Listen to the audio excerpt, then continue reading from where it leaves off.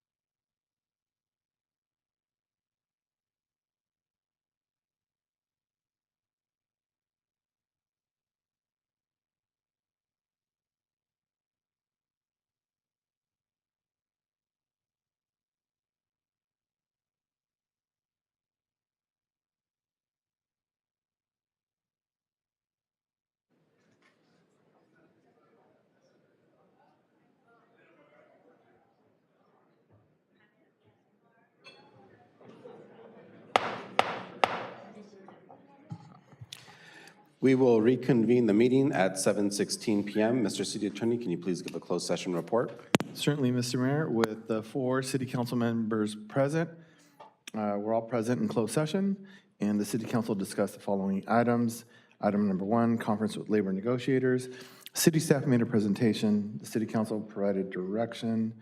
No final reportable action was taken. With respect to item number 2, conference with legal counsel, anticipated litigation. City staff made a presentation. City council provided direction. No final reportable action was taken. And with respect to item number 3, the public employee appointment, city manager, city staff made a presentation. City council provided direction. No final reportable action was taken. That completes my report out of closed session. Thank you, Mr. City Attorney. For the invocation this evening, we will have our city clerk, and for the Pledge of Allegiance, our city treasurer. If you would please rise.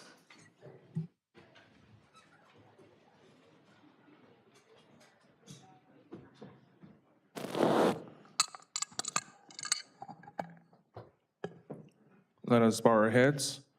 As we gather here today, we pray that we are ever mindful of the opportunities to render our service to fellow citizens and to our community, keeping in mind always the enduring values of life, exerting our efforts in those areas and on those things upon which future generations can build with confidence. Let us continue to strive to make a better world. Let us continue to also pray for all of our first responders, fire department, our police department, and in the wake of the anniversary of September 11, we also pray and continue to pray for all those families that were affected by that tragedy. We ask this in thy name, amen. Ready to begin? I pledge allegiance to the flag of the United States of America and to the republic for which it stands, one nation, under God, indivisible, with liberty and justice for all.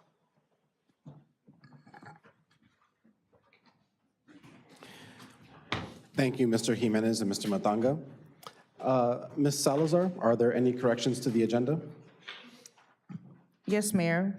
For item number 16, it should be read as award professional services to agreement number 4136 with Jacob Green, et cetera. 36. Item number 16. The numbers were inverted on the agreement number. Thank you. For the ceremonial items and presentation section of the agenda, we are going to take it a little out of order this evening. I would like to, with the approval of my colleagues, move the recognition of newly hired fire paramedics to the beginning of our presentation portion here. Chief, if you can please come to the front.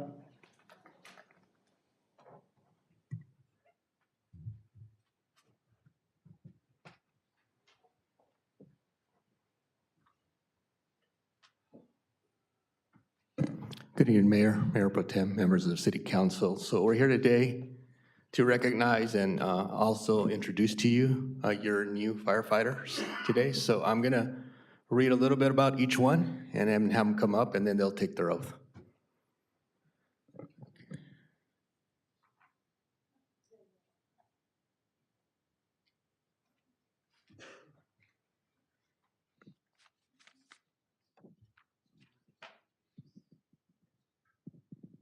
I believe, can you guys all hear me okay out there?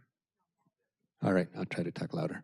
I don't think Ryan Castro's here. I don't see him. We have, he had an emergency. Okay, so Ian Light, come on. Come on. As I call your name, just come up here and stand up here.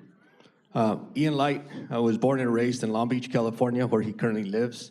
Ian wanted to become a firefighter to follow in his father's footsteps and be involved in helping others in any way possible. Prior to embarking on his career in fire service, he worked as a finished carpenter in residential construction, graduated from Saddleback College paramedic program in April of 2023. He has experience as an EMT, working for Care Ambulance and Emergency Ambulance, Huntington Beach Fire Department as an ambulance operator and a reserve firefighter for Placencia Fire and Life Safety. In his spare time, he enjoys being outdoors with family and doing woodwork or metalwork. Nick, you wanna come up?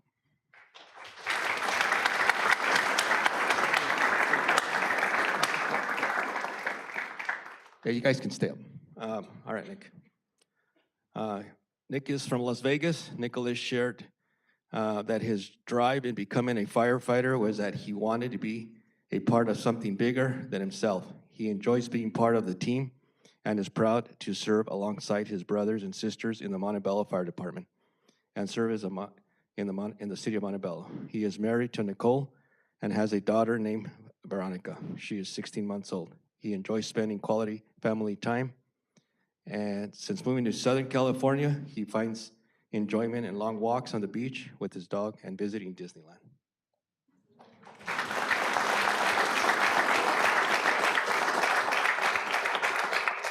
Jonathan. All right, Jonathan. Jonathan is a resident of the city of Whittier. He is an alumni of Our Lady of Miraculous Medal Catholic School in Montebello. Yeah. Once a national prospect in baseball, he was slated to be drafted in the 2020 MLB baseball. However, circumstances changed and decided he wanted to pursue a career in the fire service. While taking his required EMT training, he developed great interest in medicine. He went on to complete his EMT training, working 2 years at Falk Care Ambulance Services, where he ran many calls alongside the Los Angeles County Fire Department. This experience led him to become a firefighter paramedic graduated from Mount Sac Academy, College Fire Academy. He is also a paramedic candidate. His hobbies include baseball, weight training, and is an avid country music fan.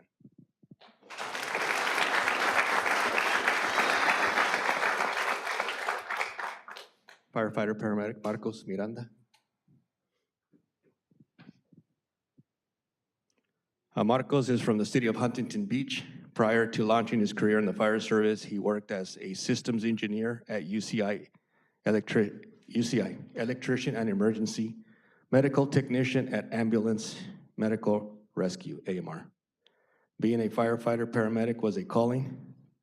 The wide range of experience has helped him to be well-rounded as a firefighter paramedic. He is grateful to all those who have helped him accomplish his goal. He is a father of 2, enjoys hiking, backpacking. He looks forward to serving this community for many years to come.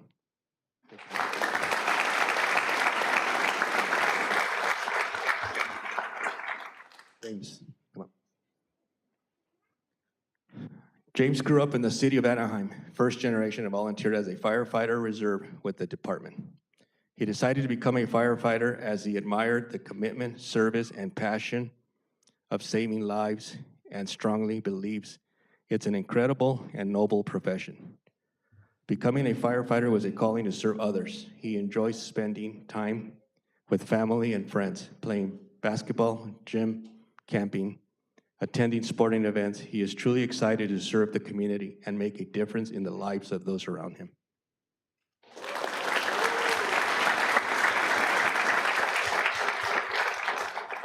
Daniel Cruz. All right, Daniel grew up in the city of Monterey Park, where he lives with his family. At a very young age, he knew he wanted to pursue a career in the fire service. He worked as an emergency medical technician with various agencies. He is currently attending paramedic school and is excited to embrace the challenges as a paramedic Montebello firefighter. In his free time, he enjoys being outdoors, playing sports, and spending quality time with loved ones. He is very grateful for all the support provided throughout this journey and looks forward to serving this community.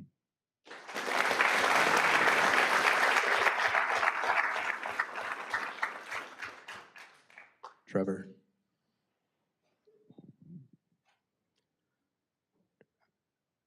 Trevor received an associate's degree in fire technology from Mount San Antonio College, where he also attended and completed the fire academy.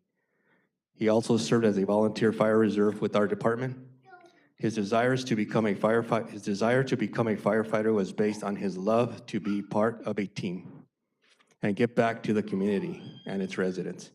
He enjoys spending time with his loved ones, also looks forward to hiking and going to the gym or anything that keeps him active.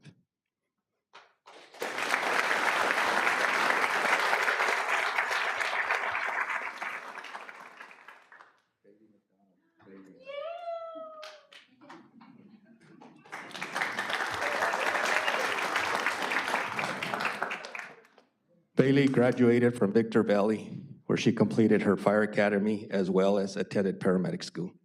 She then went on to work as a paramedic. However, she wanted to do more and picked a career in fire service. Her calling came from finding joy in helping people and seeking a career that was fulfilling by serving others and giving back to the community. She finds the fire service career offers continuous opportunities for learning and physical training. Some of the things she enjoys doing are surfing, snowboarding, backpacking, fishing, and camping.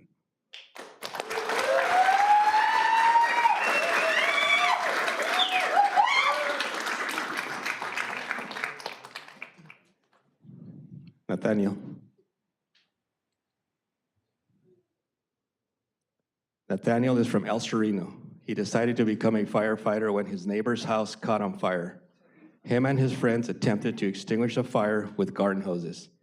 The local fire department arrived and watched them work hard as a team worked to extinguish the fire within minutes.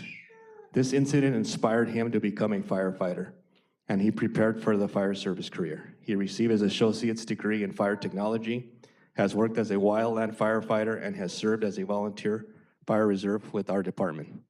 Nathaniel enjoys his days off spending time with his family and friends, as well as other activities like hiking, camping, traveling the states.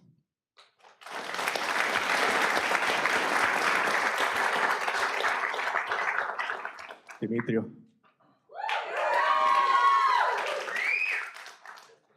Demetrio is a native from Montebello. He grew up in the city, currently living in Monterey Park. At the age of 14, he already knew he wanted to become a firefighter and took steps in becoming a fire explorer and a volunteer reserve for our fire department. He is currently attending paramedic school. He is grateful for the support of his family and friends. He takes pride in being from Montebello and having the opportunity to be part of his dream fire department. He is proud to be able to serve and assist his community.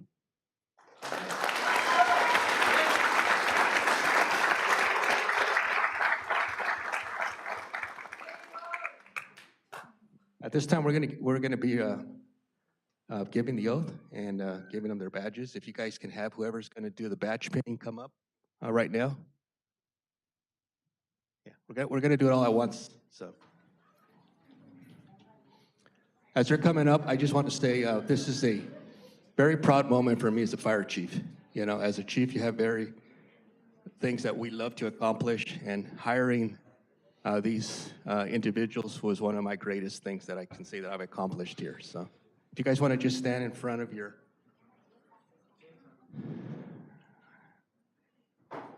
Captain Castillo. Can I get the badges? They're in the back. Okay.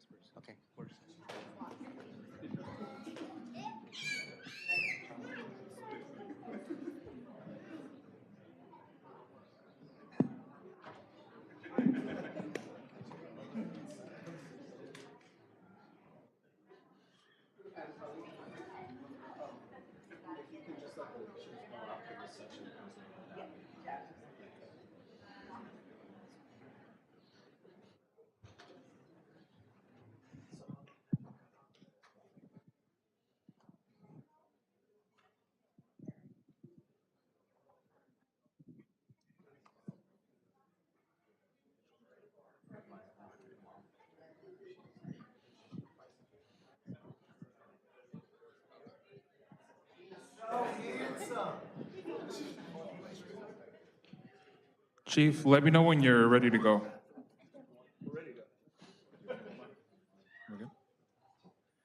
All right, ladies and gentlemen, we're going to go ahead and begin the oath. We administer the oath, so if I can have all the paramedics, please raise your right hand. And then, since we're all going to be doing this together, I'll say a few words, and then you'll just kind of repeat after me. So for the first one, I, and then state your name. State your name. Do solemnly swear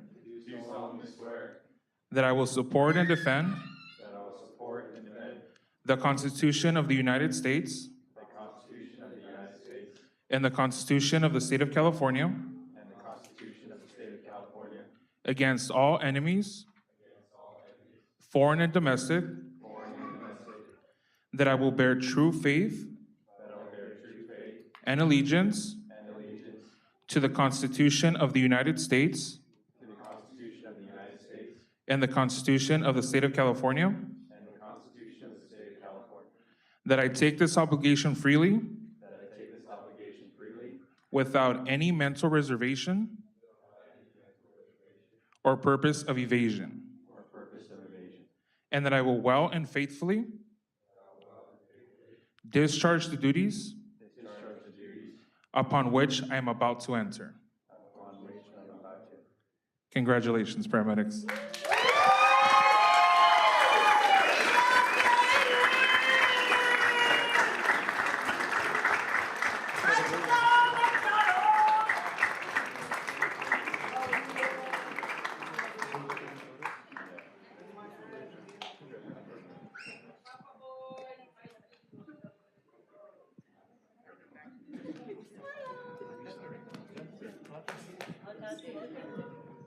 I'm going to ask the mayor, Mayor Pro Tem, councils, if you guys could come up, please. And Montebello, here are your firefighters.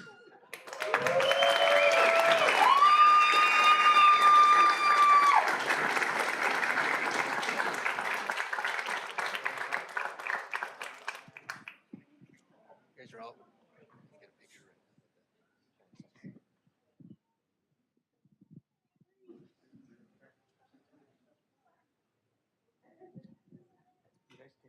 Get up on the top, get together. Step up. Mayor? Mayor Pro Tem? I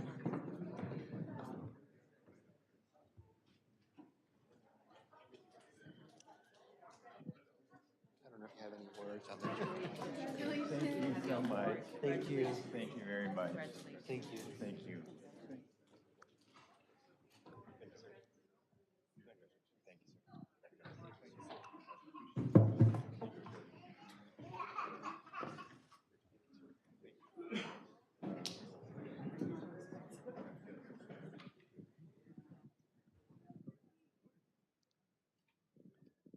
So first of all, I want to say congratulations on a job well done.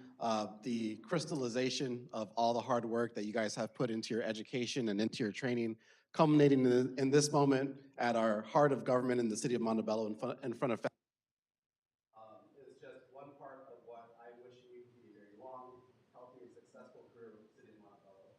Our city is really unique among cities our size because we're a full-service city. What that means is that we have our own police, we have our own fire, we have our own transit system, and there is an immense amount of pride in our community when we see Montebello across the shoulder and emblazoned across the side of a ladder truck. That is a heritage that has been given down to us that we work hard to preserve, and the culture and the ethics within the department are just incredible, something that we are going to continue to support and make sure that we're there for you as much as you're there for us. So on behalf of my colleagues and the city of Montebello, thank you so much and congratulations. Welcome to the fire department.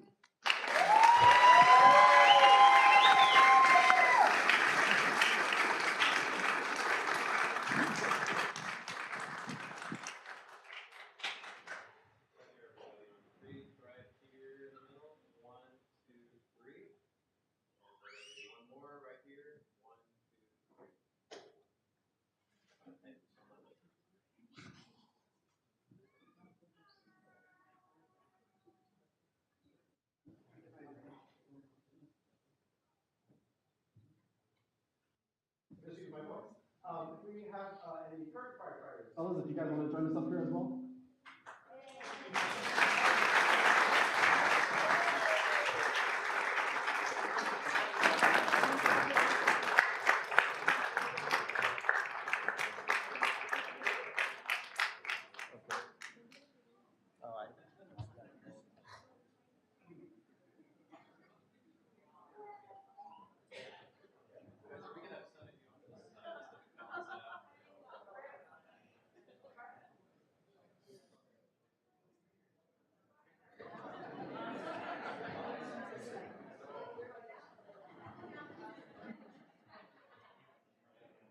Yeah, seriously.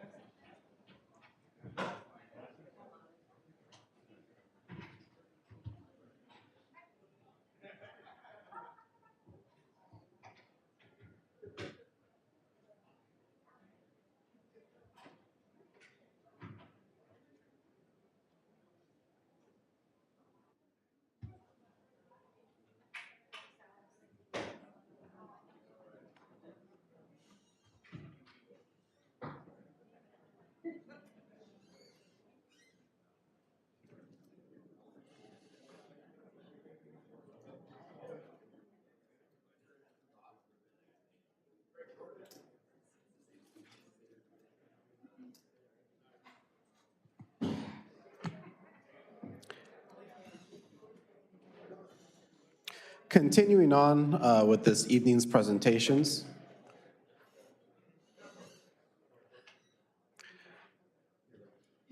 And Mr. Sosnowski, if we can close those rear doors. Thank you. Once again, we acknowledge a cultural celebration that is close to our hearts here in Montebello, National Hispanic Heritage Month. Observed every year from September 15 to October 15, this month raises awareness about the rich histories, cultures, and contributions of American citizens whose ancestors hail from Spain, Mexico, the Caribbean, and Central and South America. September 15 is significant because it marks the independence anniversary of several Latin American countries, followed closely by Mexico and Chile on September 16th and 18th.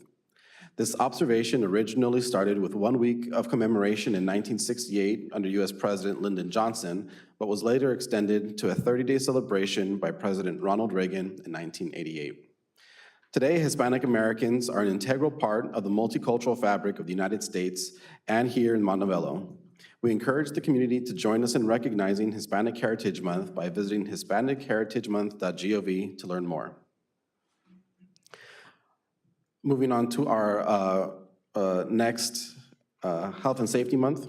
While wildfires are usually abundant this time of year here in California, our hearts go out to the island of Maui, where we have seen images of devastation and human suffering caused by a deadly wildfire. Back here at home, just weeks ago, we braced for a tropical storm, and even as that occurred, a 5.1 magnitude earthquake struck in Ventura County. These natural disasters are a reminder that while Montebello came out of these recent incidents relatively unscathed, did you feel that you and your family were prepared if things had gotten worse? Do you have an evacuation plan, first aid essentials, drinking water, and other immediate resources? September is an important month as we acknowledge National Preparedness Month with the goal to increase everyone's awareness about the importance of preparing for disasters and emergencies that can come at any time and in all shapes and forms. This year's theme is preparing for older adults, with a focus on preparing older adults for disasters, specifically older adults from communities that are disproportionately impacted by all hazard events which continue to threaten the nation. We know older adults can face greater risks when it comes to the multitude of extreme weather events and emergencies we now face, especially if they're living alone, are low income, have a disability, or live in rural areas. Please use this month to be proactive and make a plan. Overall, throughout the month of September, please make time to talk to your friends and family about how you will communicate before, during, and after a disaster if power or communications are lost due to storms, earthquakes, or other large-scale disasters. Make a list and build emergency kits for your home that include food, water, and first aid.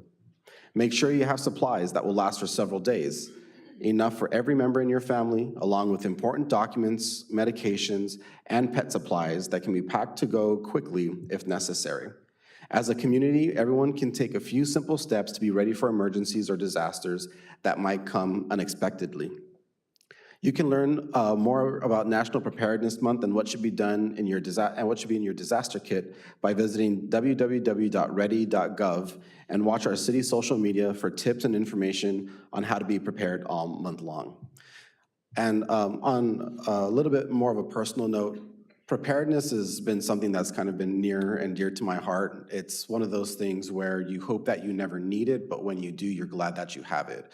And there are a lot of simple steps that you can take around your house, just becoming more familiar with things like where your gas lines are, where your electrical breakers are, how to shut off the water main to your house. That can greatly reduce chances of sparking a fire or of having electrical dangers around the house if poles were to fall or wires become exposed. There's also a lot of great basic safety kits available online on Amazon.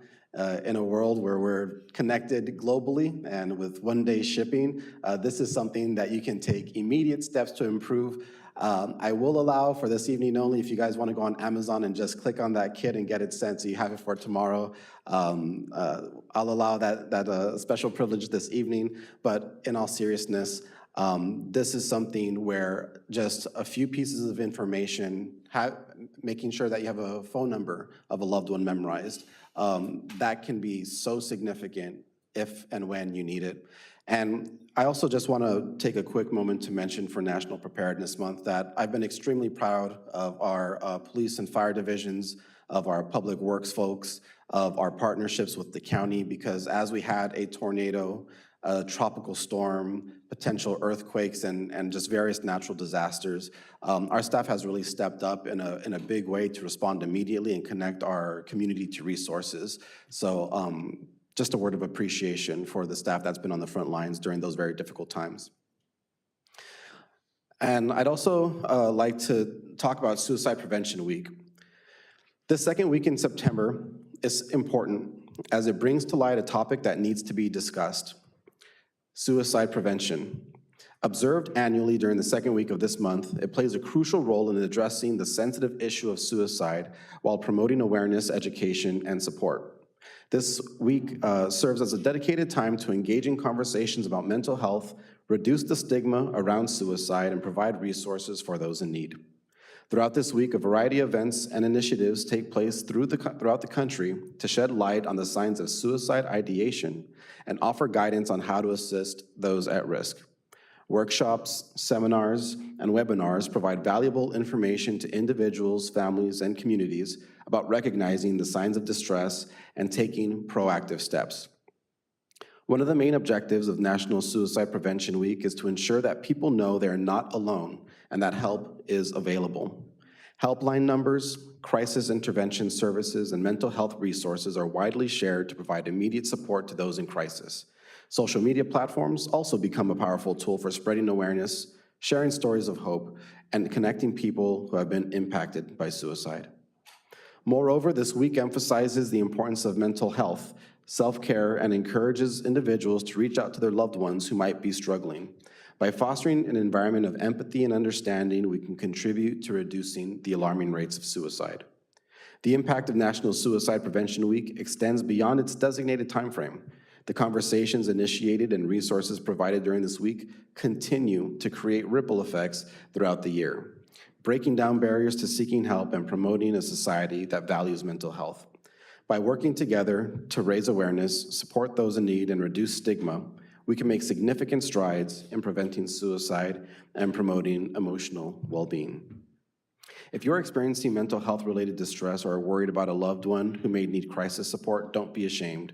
Contact the 988 Suicide and Crisis Lifeline by calling or texting 988. I would also like to just very quickly mention on this point as well that this goes hand in hand with bullying as well. We have incredible stresses that I think really became apparent through the pandemic period, and calling out these behaviors, seeking assistance, and finding those proper people to talk to try and resolve these things is so important in these situations. So I would really encourage us as community, as friends, as family, to just really watch out for one another, watch out for concerning signs, and we don't want to be in a position saying where we saw something but we didn't act or we didn't act quick enough. If you have that concern that's weighing on your heart, I encourage you to reach out, absolutely. And to finish out our presentations, I would like to welcome, we have two more celebratory items here.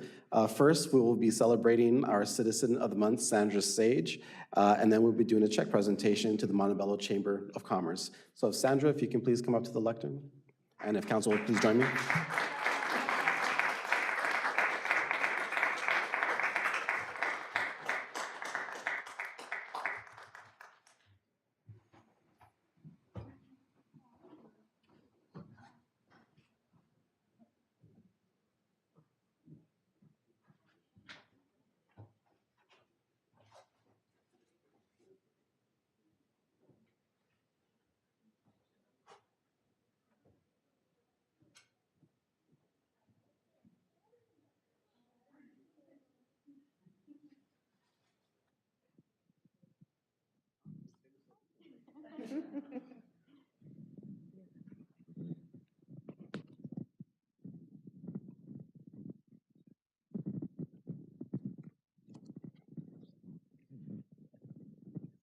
Sandra Sage is deeply committed to making the city of Montebello a better place. Sandra has been a resident of Montebello since 2012, and she has dedicated herself to community service and helping our senior citizens. Sandra organizes and manages Hearts of Montebello, a remarkable group that focuses on providing crucial items and provisions for seniors, like the residents of Golden Manor Retirement Home, some who have no family to support them. Throughout the year, Sandra leads various donation drives to collect items such as blankets, clothing, towels, pillows, and shoes. In addition to these material contributions, she organizes monthly birthday celebrations and provides heartfelt Christmas gifts to brighten the lives of seniors. However, it's not just about the tangible gifts, it's about the love, care, and companionship Sandra brings to these residents. Sandra has witnessed the Montebello community coming together, showing incredible generosity to our seniors and lending a helping hand. It's a heartwarming experience that underscores the power of unity and compassion in Montebello. Sandra is also in the process of joining American Legion Auxiliary Unit 272, further extending her commitment to serving our community and veterans. Her passion for helping others knows no boundaries, and she believes that together we can create a brighter future for Montebello. Sandra's wish is to help others wherever she can. Montebello is not just a place on a map, it's a community where neighbors look out for one another, where hearts are open, and where unity thrives. Sandra is truly grateful for the opportunity to contribute to this extraordinary city and its people. It's for these reasons we honor and recognize Sandra Sage as our September 2023 Citizen of the Month.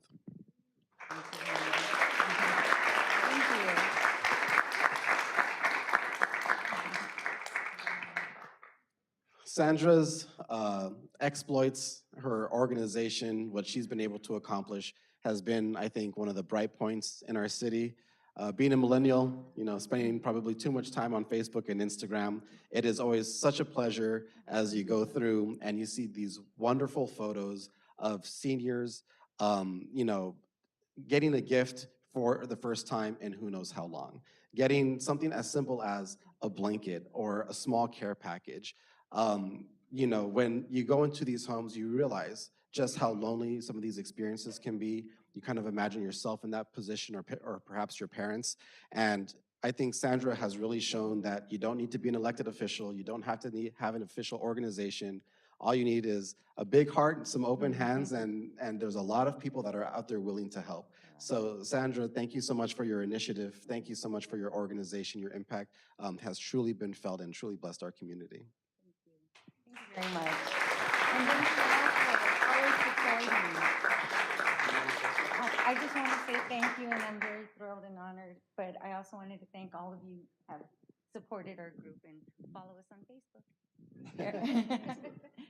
And then Scarlett, you've participated in a lot of these events. Did you want to share a few words? Absolutely. So I think I met Sandra about maybe 4 years ago, before I was even in office, and I was just looking for something to do and a way to help my community. And she started this incredible group of, I think at the time it was maybe like 4 or 5 residents, and now has turned into maybe 15 or 20 dedicated residents that literally come together every month to celebrate the birthdays of seniors at the Golden Manor, as well as organized events, whether it's Mother's Day, whether it's Christmas, whether it's a 4th of July, yeah, or some sort of clothing drive, to see how she has built literally an army of incredible, kind-hearted, just beautiful volunteers that give so much of their time and day to organize these events for our seniors.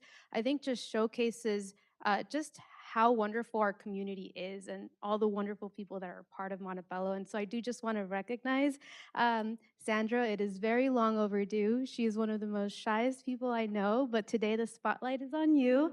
And just thank you for making Montebello such a just better and more loving community. Thank you, Sandra.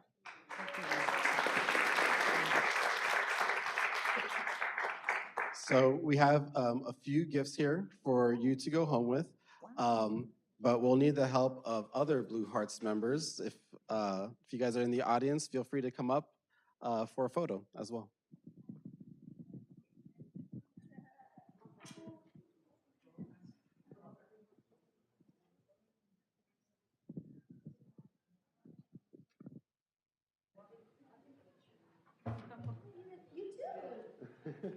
Alex.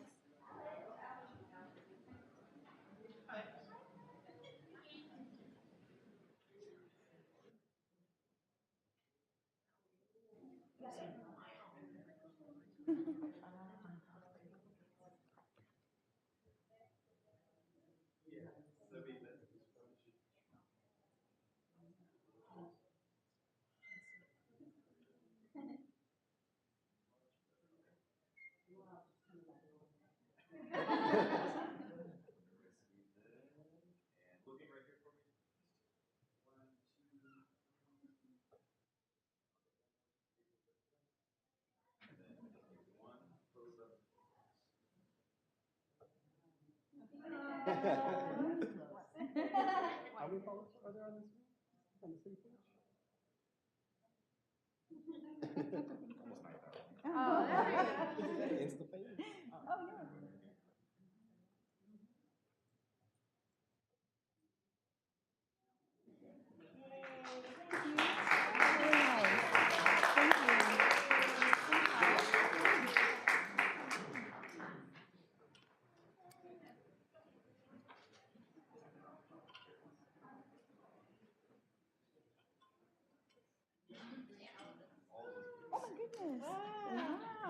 My birthday and Christmas. I and know. everything. I'm gonna put this in here.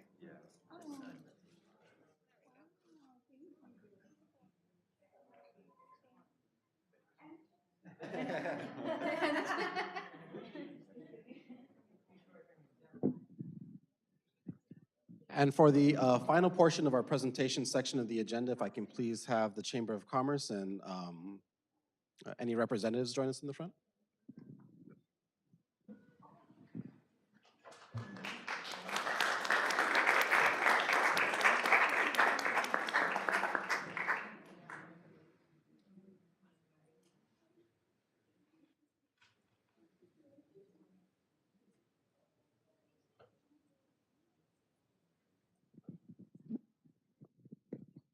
So we're kind of continuing our little series here.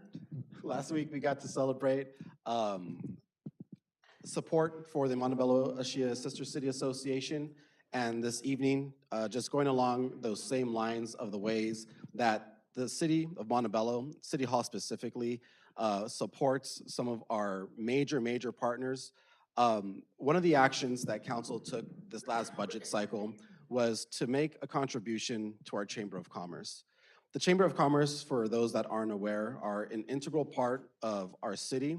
I've been there sitting down with Adriana as she's fielding phone calls for things that probably should be directed to City Hall, but Adriana is carrying on a culture of excellence that she is willing to take on the job even though it's not technically hers. By extension, the Chamber, in a very similar manner, is always present and always ready to support its members. I can't tell you how many times my colleagues and I have gone to ribbon cuttings, and as we talk to the business owners, they say how unique the culture is here to see all of the ambassadors appear and to have that community support and that circle of relationships to make a successful business and a successful city. So this isn't just about honoring that hard work. The city of Montebello does want to be a part and a partner in the work that the Chamber does. And in doing so, this past budget cycle, allocated $10,000 for the operations and support of our Montebello Chamber.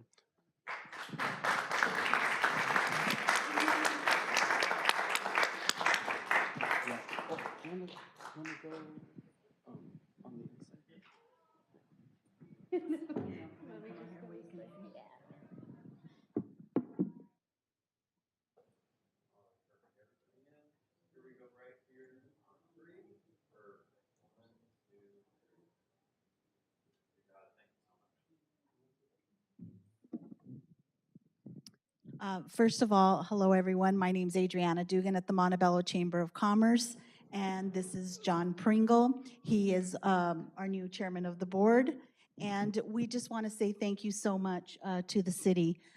We really do appreciate the partnership and your support, especially during COVID was very difficult, and I can't believe it's been 3 years. And we got through it. And it's because of the partnership that we've had with the city, our community, our members. So thank you so much. We really do appreciate it. We are a nonprofit and we work really hard at the Chamber to really support our businesses in the community. So thank you so much to the city. Thank you.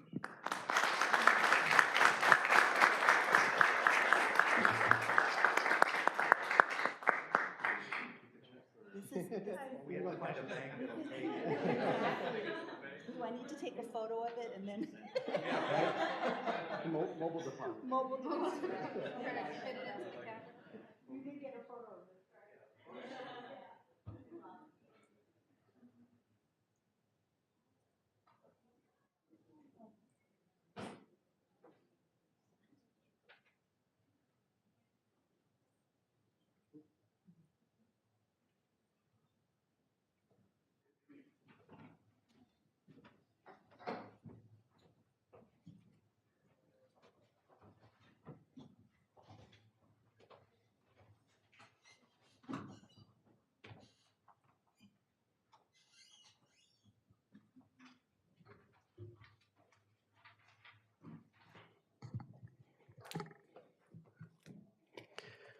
Moving on to the public comments portion of the agenda, Mr. City Attorney, if you can please read the statement of public oral communications. Certainly, Mr. Mayor.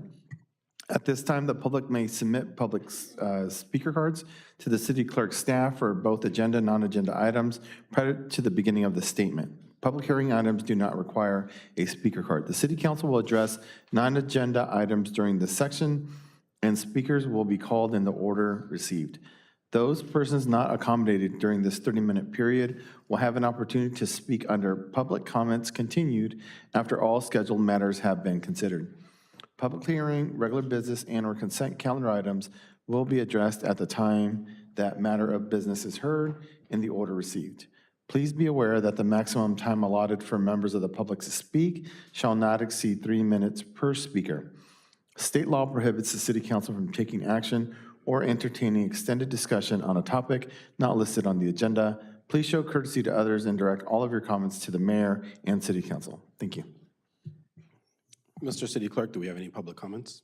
Yes, we do, Mayor. Please proceed. First speaker is Fiona Ramers, followed by Levon Protero.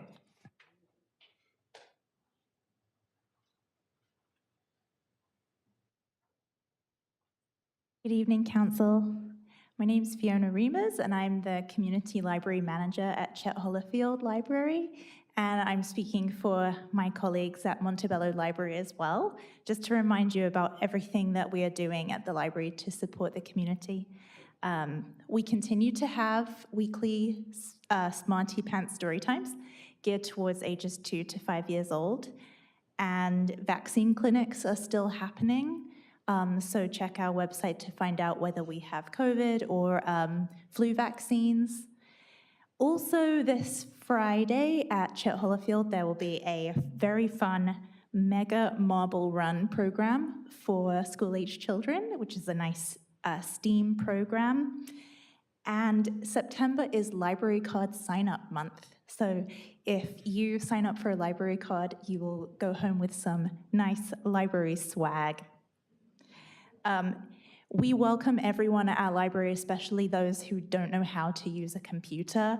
We get a lot of people coming in recently to apply for jobs, and they don't know how to create a resume. We have embedded in our library at Chet Hollifield some wonderful digital assistants from our ISD department, and their primary job is to help people navigate computers and the internet and essential skills like that. So please come by, and we'd love to see you.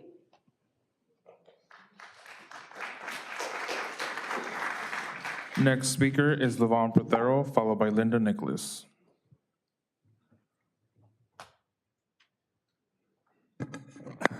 It's too bad you got most of the audience. I don't think they realize that Montebello is the fentanyl capital of California.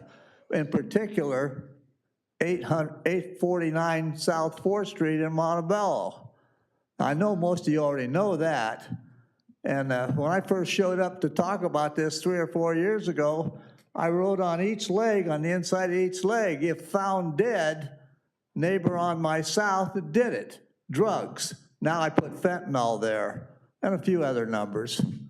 And if they keep, my neighbors like to screw up my race car. Well, I probably wouldn't be here if they didn't do that, but since they keep doing it, I'm gonna be back, and next time I'm gonna write a whole bunch of notes, because once you're over 80, you forget where you start talking and where you're going with it.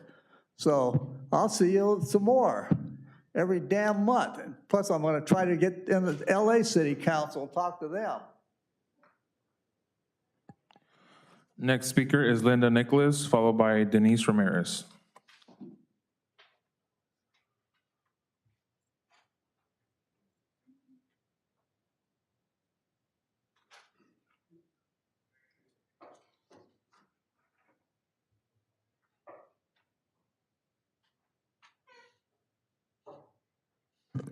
Good evening. My name is Linda Nicholas, address on file. Excuse me. I was saddened to hear of the loss of our former Public Works Director, James Enriquez. I applaud his courage, his integrity, and his moral compass in stating to you, Torres, that he would not sign or approve any work performed by Infrastructure and Engineering. It is my understanding the amount paid by the City of Montebello in the amount of $429,000 has increased to over $1 million. Taxpayers' money, it's embezzlement. Due to Caltrans grant money that was paid to IE and found to be fraud for double billing and work reported completed, which wasn't even started. Caltrans did an audit and found they had not started the work, thus resulting in fraud and demanded repayment of grant money. It also resulted in infrastructure engineering banned from any Caltrans projects or grant money to our city if Caltrans is devolved. You understand, we will not get any Caltrans money because of your actions. I was appalled that you three voted to use our taxpayer money to repay the grant owed by IE. But we all know why you, Torres, and Peralta did it.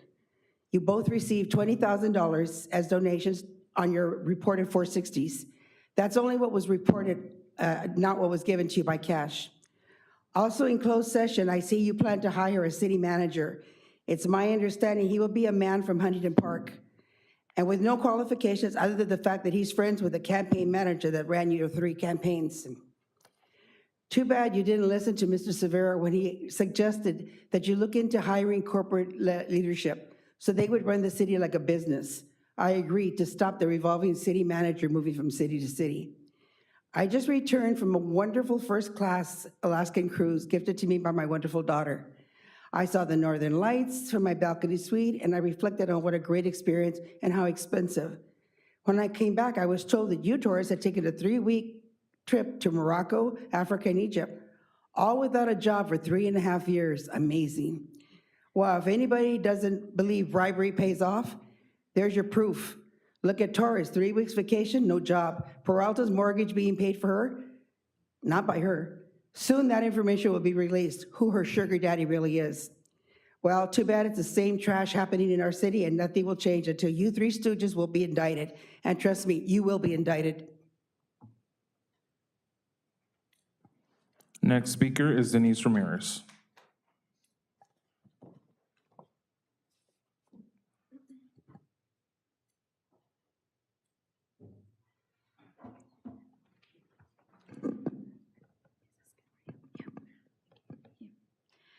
Good evening, Mayor, city officials, and city staff. My name is Jackie Ramirez. I'm co-founder of Mexipino Food Fest.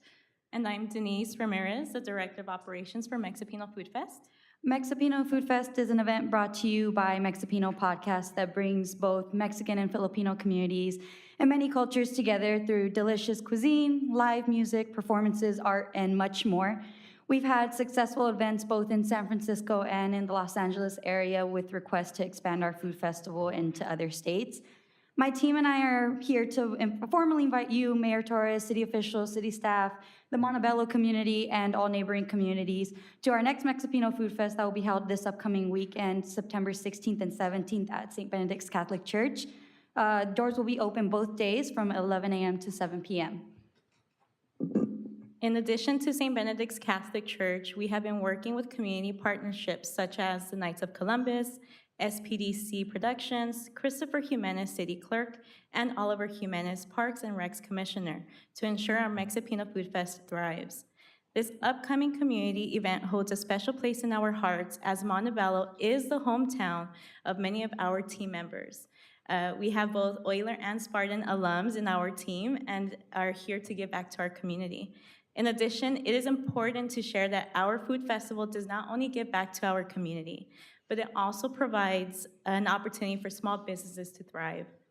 Our Mexipino Food Fest is a family-friendly event, so we welcome everyone in all of ages. If you wish to know more about this event, food, and performances, you can find us on social media at Mexipino Podcast, or I'm sorry, that's our other social, at Mexipino Food Fest. We hope to see you all in attendance and looking forward to a successful event this weekend. Thank you for your time. Mayor, that does conclude all speaker cards for today. Thank you very much, Mr. City Clerk. Ms. Salazar, are there any staff communications on items of community interest? Not at this time, Mayor, thank you. Thank you. Moving on to item number 10, adopt resolution number 2363, approving the fiscal year 2022-23 consolidated annual performance and evaluation report. Do we have any presentations? No, Mayor, we do not. However, we do have staff available to answer any questions. Thank you, Ms. Salazar. I will open the public hearing at 8:12 p.m. Mr. City Clerk, do we have any comments from the community? We don't at this time. Thank you. I will close the public hearing at 8:12 p.m. And look across the dais to my colleagues if there are any questions or comments for staff on this item. Seeing no questions or comments, I will take a motion to approve the item. I'll make the motion. A motion by Councilmember Melendez. Is there a second? I'll second. Second by Mayor Pro Tem Peralta. Mr. City Clerk, roll call vote, please. Councilmember Melendez. Aye. Councilmember Tamayo. Aye. Mayor Pro Tem Peralta. Aye. Mayor Torres. Aye. The item passes 4 ayes with 1 member absent. Moving on to regular business, number 11, objective development standards. Ms. Salazar, are there any presentations? Yes, Mayor, there is. I'd like to call up Director Joe Palumbi, who will introduce this item. Thank you very much, Mr. Palumbi. The floor is yours.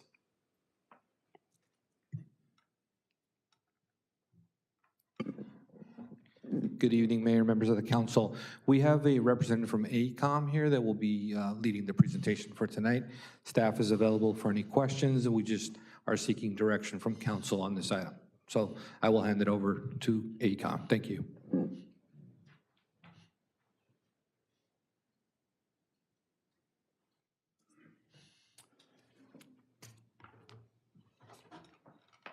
Evening, Mayor, councilors. Thank you for your time tonight. Here to speak about the SCAG Objective Development Standards Project. So the detail of this, there is a presentation that goes with this too, if we have it. Sure. So the detail of this is a little technical, following on from your festivities, so I might race through it a little quick, and if you have any questions, please let me know, and we can circle back to talk about.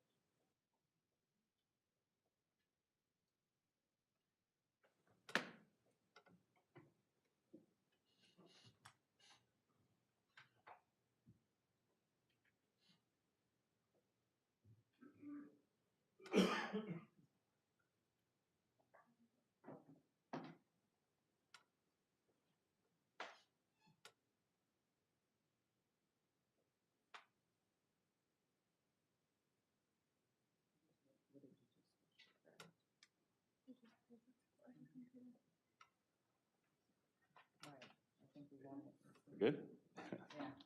All right. Thank you. So I don't think I introduced myself before. Scott Williamson, I work for AECOM. I'm a planning consultant working with the city right now on this project called the Objective Development Standards Project. So this project is run by SCAG, the Southern California Association of Governments, and it's part of a bundle with 4 cities, Montebello being one of them, but we have a similar scope or identical scope for each of these 4 cities in creating objective development standards. So just to give you an overview quickly, funded by SCAG, this project is intended to document, assess, modernize multi-unit and mixed-use objective development standards within the city's planning framework and streamline entitlement permitting processes. So just to speak a little bit to that, there's a number of state-led Assembly, Senate bills that require the city to have objective development standards in place. And this is all intended to make housing easier to build, more predictable, more transparent.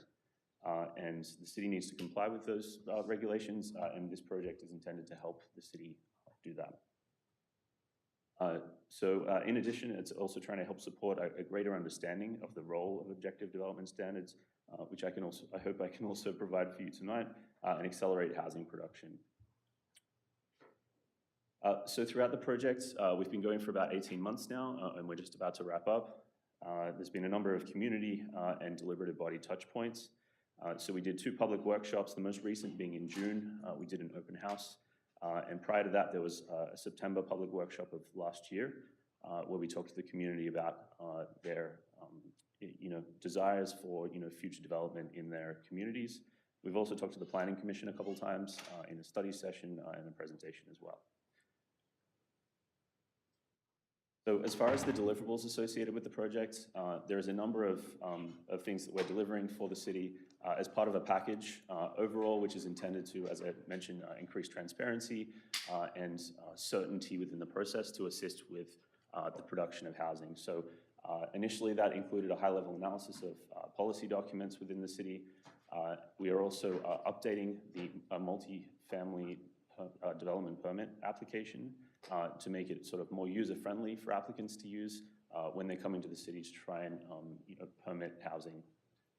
We also created an online fee estimator tool, which should be live shortly, but it will allow applicants some certainty in what their fees will look like when they do eventually arrive. With this is the Objective Development Standards Toolkit, in which we have objective standards themselves, which we'll get into in a little bit, and there's also a fact sheet to assist the city.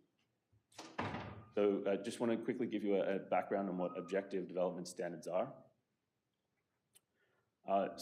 Here you see a hypothetical development, and it has a number of attributes to it, which are all shaped by the different standards the city has in its planning policy framework. So those can include any number of things from ground floor frontage requirements to setbacks and step backs to the amount of transparency that is within the design of a building, parking, open space, and things like that. So all of these things are different types of development and design standards, and are things that need to be made objective for the city to be in compliance with state law in going forward.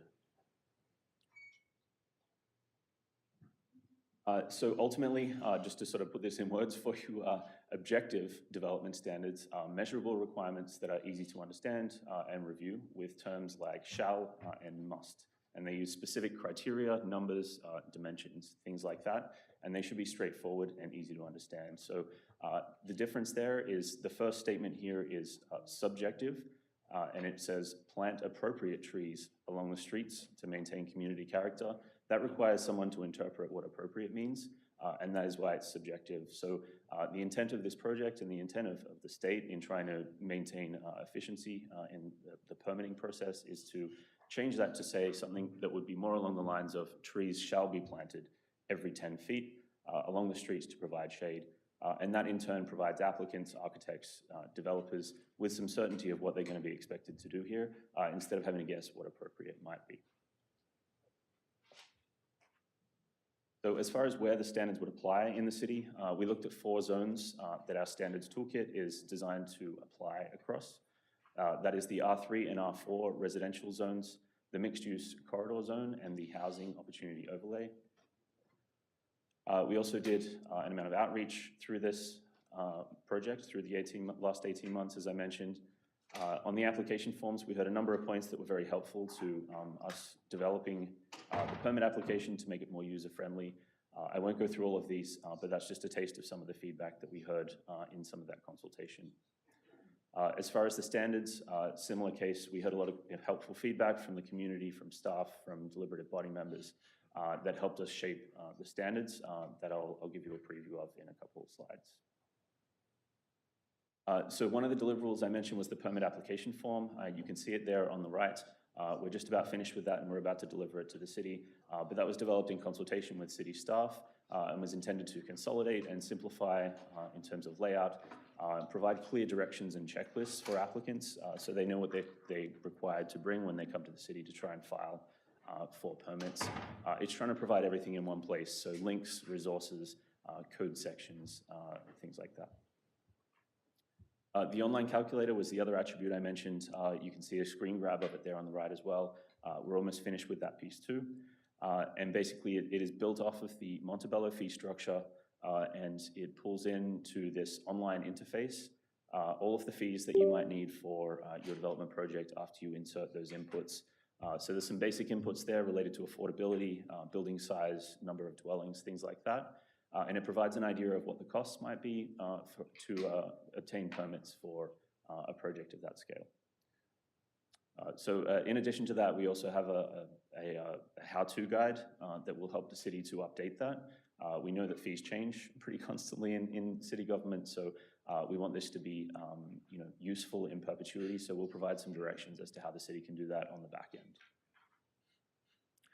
So to the substance of the project, which is really the toolkit, and I call it a toolkit because our deliverable here, as far as what SCAG has us doing within the scope of this, is providing the city with a range of options of development standards that are objective, that can be used in the zones that I outlined a few slides back, that the city can sort of pick and choose when it decides to adopt these. It may decide to adopt all of them, it may pull some out.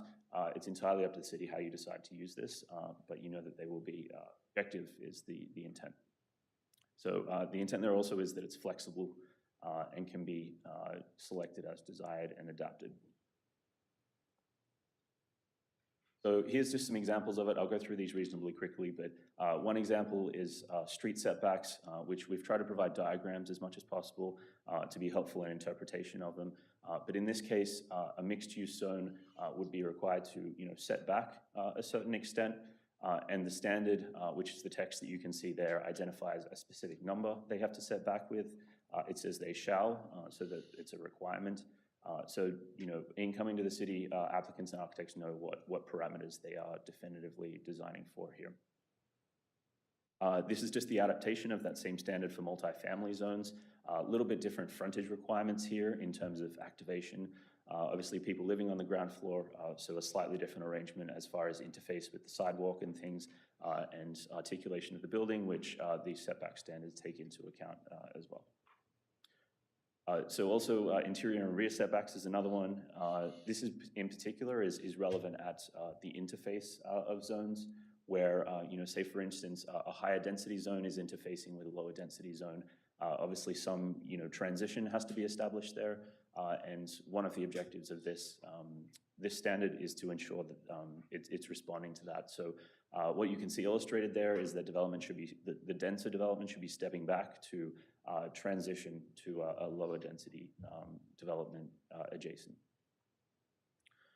There's standards in there that relate to ground floor entrances, in this case commercial, really just trying to identify clearly to the public realm that these are active, transparent shop fronts that, promote passive surveillance and activity on the street and outdoor dining and things like that. So there are standards promoting all of the different attributes that in an architectural and planning sense contribute to that achievement on the street.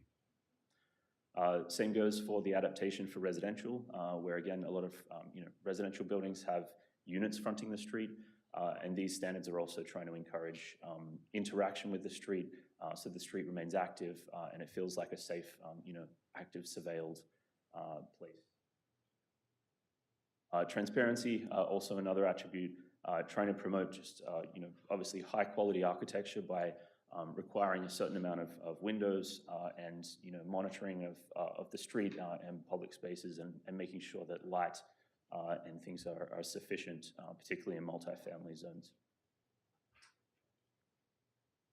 So some other standards are in there related to open space, and in this case in particular, common open space, which is reasonably common in larger developments where there is sort of shared amenities, shared spaces where residents of higher density developments can benefit from a backyard type situation where you may have amenities that otherwise wouldn't be feasible in just if there were balconies provided, for instance, in a development. So we have, provided some parameters there that are clear, that make it, quite easy for developers to try and implement, how to implement common open space in their designs and what they're expected to do. So private open space is the other side of that. Again, this is relevant to multifamily zones, but we have set out quite clearly what the dimensions of that should be, how they should be distributed, and access arrangements and things like that. Again, this is all just a taste of what the actual standards toolkit elaborates on for these types. And then finally, there's some guidance on parking. This applies to multifamily and mixed-use parking zones, and really is trying to promote putting parking rather than fronting the street, putting it behind the building to make sure that active uses are fronting the street, and putting those service areas more towards the rear of the building, accessing parking from secondary streets, providing landscaping to the periphery of parking areas to make sure they're beautified and contributing to the public realm. So I raced through that a little bit. I hope not too quickly, but if you have any questions, happy to take any of them, and thanks for your time. Thank you very much. Let's see. Going down the line here, starting with Councilmember Melendez for questions or comments. No questions on my end. Thank you for the presentation. Councilmember Tamayo. Hello, I do have a question. I know in explaining just what zoning and what the impact is to the community, how were your community workshops and what did you do with the input from the community? How is that incorporated in here? Yeah, sure. Just let me flip back to our timeline back here. Oh, there it is. So the way the project was structured was that public workshop number 1 was done at sort of the early stages of the project. And that was sort of an information gathering exercise to see what was important to people, and in coordination as well with staff conversations and planning commission conversations. We took all of that feedback, which some of which is listed in the slides here. And then integrated that for consideration as we sort of developed the standards as well to see, what was important to the community here, specifically in Montebello, and to try and adapt that as best as possible while also making the standards objective, clear, and user-friendly. Thank you.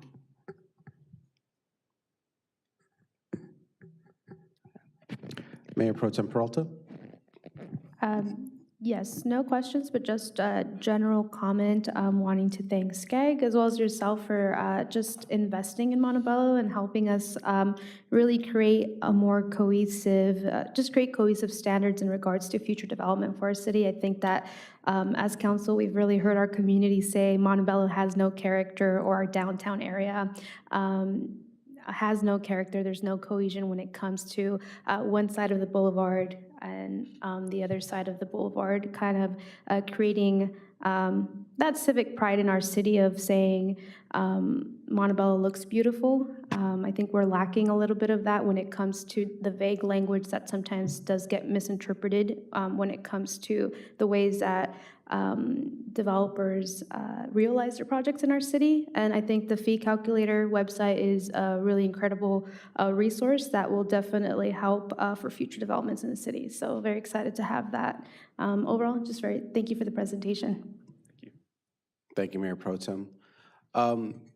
And this is the perfect slide, the one that I was kind of most interested in the presentation here.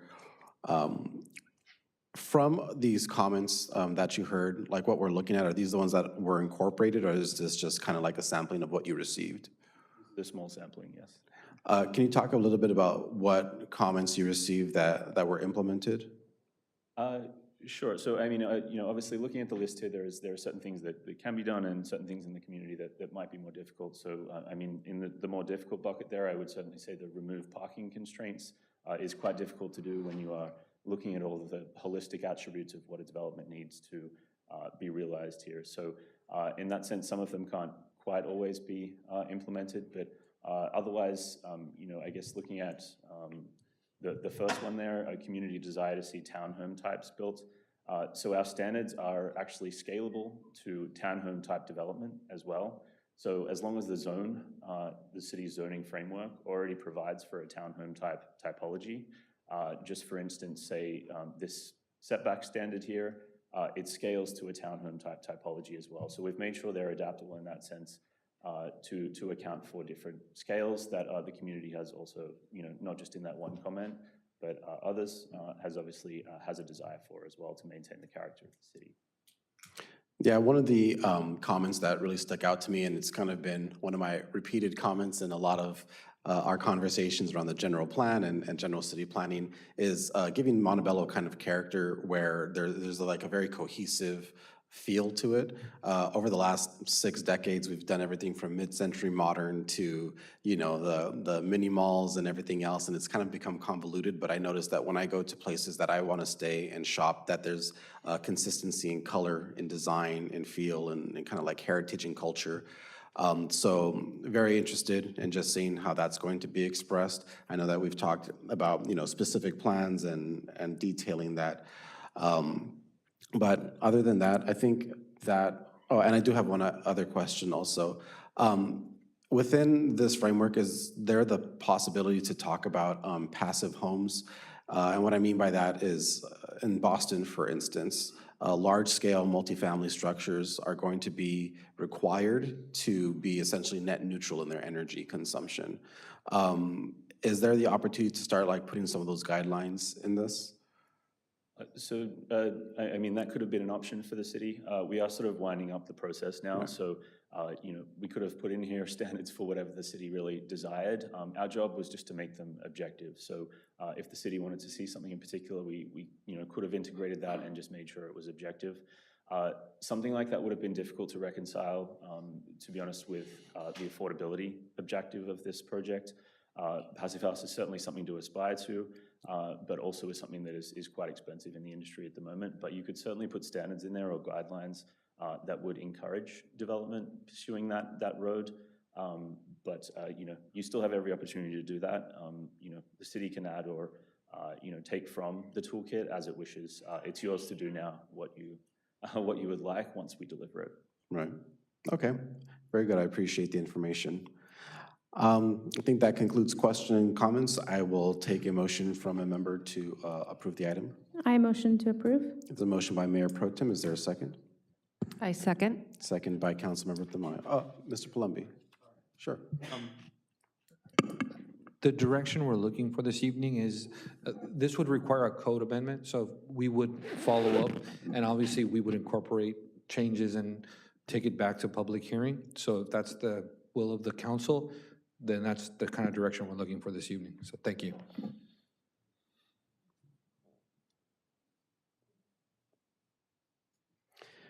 I'm just looking over the recommended actions here. So, and I apologize, Director Palumbi, just one more time.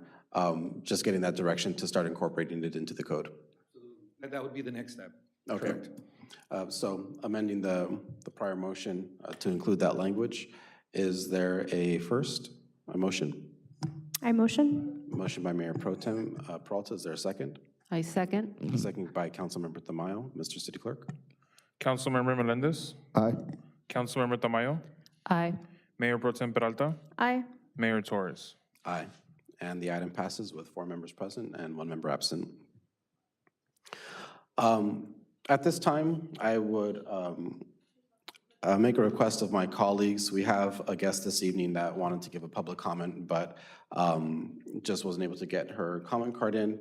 But do want to respect and appreciate her time for coming out to speak on something that I think is an important issue. So I would make the motion to suspend the rules just to allow for this comment that wasn't given during the public comment period.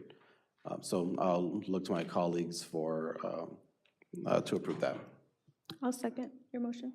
Thank you. And just by voice vote, if I can get all those in favor, say aye. Aye. And hearing none opposed, I would like to welcome Dr. Garcia up to the lectern. Thank you. Yeah, sorry about that comment card thing. I wasn't quite clear on that. So good evening. I'm Dr. Mariela Garcia. I am a family medicine physician, and I am a resident of Montebello for the last 12 years. I completed my residency just over 15 years ago at White Memorial Medical Center in East LA. And I thank you for allowing me the space to ask our esteemed City Council to recognize October 1st as National Latino-Latina Physician Day. The mission of NLPD is to establish October 1st as a date to celebrate Latino physicians in the United States, which make only 6% of the physician workforce, while recognizing the critical shortage of Latino physicians compared to the US population of 19%. And here in the state of California, the discrepancy is even greater, with 40% of our population being Latino and growing. Public awareness of this underrepresentation will generate systemic change and inspire the next generation of Latino physicians. The mission is further informed by historical and existing health disparities disproportionately affecting the Latino community. The COVID-19 pandemic highlighted these disparities where Latinos had increased morbidity and mortality compared to non-Latinos, in part due to increased participation of Latinos as frontline workers. Beyond raising awareness of Latino physician representation and healthcare disparities, establishing National Latino Physician Day represents an urgent call to action for hospitals, academic medical centers, educators, and legislative leaders to incorporate structural changes to improve Latino representation in the United States physician workforce. Thank you. Thank you very much, Doctor. And so the oral on that item will come at the conclusion of the meeting, where council can take a vote on approving that after we conclude our business. Moving on to the consent calendar. If Mr. City Attorney, you can please help us poll council, and also Mr. City Clerk, if we have any public comments on any of the items. At this time, we do not have any speaker cards for any items on the consent calendar. Thank you, Mr. Clerk. Okay, Mr. Mayor, we are on the consent calendar. All matters listed under the consent calendar are considered to be routine. Any items a member wishes to discuss, including any items the public submitted speaker cards for, should be designated at this time. All other items may be approved in a single motion. Such approval will also waive the reading of any ordinance. I will now ask the members of the council if they'd like to pull any items from consent, beginning with Councilmember Melendez. No items. Councilmember Tamayo? No items. Mayor Pro Tem Peralta? None. And Mayor Torres. Items 13, 14, and 15.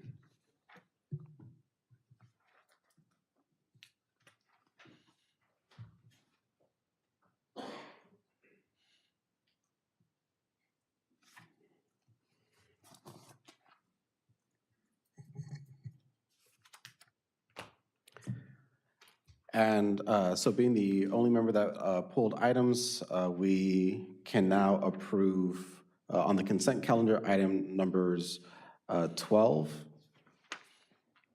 16, 17, 18, and 19 with a single motion. Is there a motion? I motion to approve the listed items.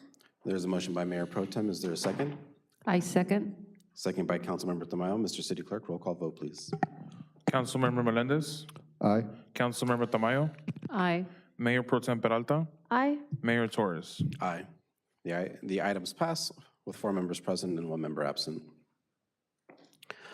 First up, item number 13, approve professional services agreement number 4129 with SCS Engineers for environmental engineering services for technical review and analysis of the Brownfield Overlay District slash Chapin Road landfill area. And so I would just like to follow up on a question and a slight concern with the contract. So we're entering into this contract using our piggybacking purchasing agreement. Looking at the contract, it was established in 2016, and I think it could run for up to 8 years. My understanding is that with piggybacking, that the contracts must still be valid to enter into them. So I was just wondering if staff could explain further on that, explain further on that. Mayor, are you referring to item 13? That's the item 13 is the Brownfield Overlay District, or are you referring to the waxy item number 14? I'm assuming it's 14. Oh, how strange. For some reason, the printed item says 13 at the top, but in the actual agenda, it's different. Professional 4129.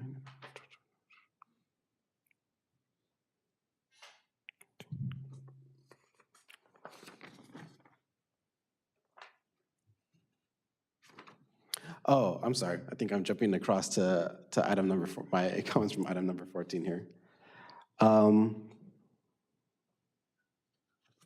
I can, if that's the question on the waxy item, I can answer that. Yeah, I'll save that. Okay. I'll repeat that question when we get to item number 14. I apologize. No problem. Item number 13 here. I just wanted to kind of state a concern. I understand in the staff report, the way that things are described, that the contract has an initial term of 2 years with an option for a 1-year extension, and that we're requesting an amendment to the budget in the amount of $125,000. While the staff report does, talk about how it was difficult to make sure that this was included in the budget, the staff report does note that by the closing date of May 1st, that the city had received a few proposals. So just kind of like wanted to make the general comment that as we approach the next budget year, and that as we have a sense of potential costs that we could incur, just making sure that those are included. But other than that, that was just my only comment. I will make the motion to approve. I'll second. Mr. City Clerk, roll call vote, please. Councilmember Melendez? Aye. Councilmember Tamayo? Aye. Mayor Pro Tem Peralta? Aye. Mayor Torres? Aye. The item passes with 4 members present and 1 member absent. Moving on to item number 14, approve professional services agreement number 4129.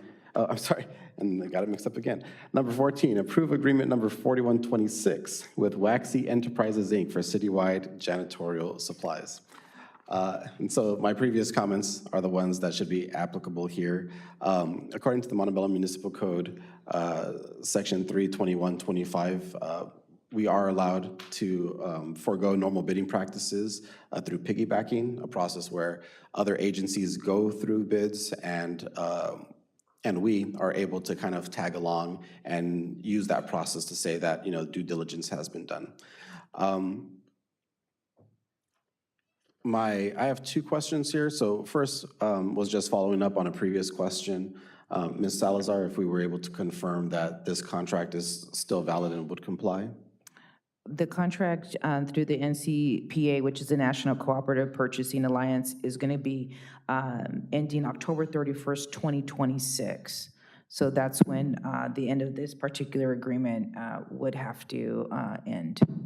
Perfect. Thank you so much for confirming that. And then my second question was going to be just as to one of the recommended actions. It notes that there's going to be an initial 3-year period with an option to extend up to 2 additional years. I was just curious if those 2 additional years are going to be single-year periods up to 2 years, or if it's going to be a 2-year period in whole. In consideration of the term maximum, which is going to be October 31st, 2026, that would actually be the last day, and we would not allow for those 2-year extensions. I see. Okay. to be consistent with this cooperative agreement. Thank you very much for the clarification. So I will, considering those comments, make the motion to approve the item. I'll second the item. Mr. City Clerk? Councilmember Melendez, Aye.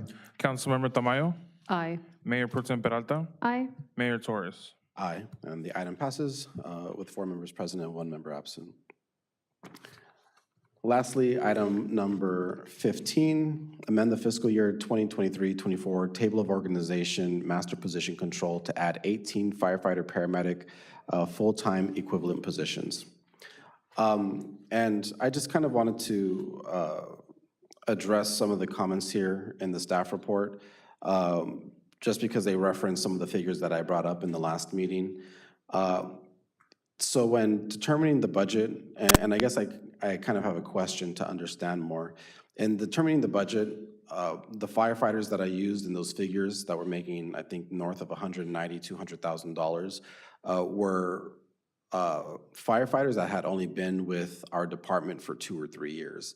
And I wanted to make sure that I was using like really, you know, someone that's entry level, someone that just joined our organization, someone that was not a lateral from another organization and perhaps benefiting from some kind of seniority or experience, to try and capture what the true cost might be. And here in the staff report, it does mention that total pay and benefits includes overtime pay, leave payout, health and related benefit costs, and pensions and expenses.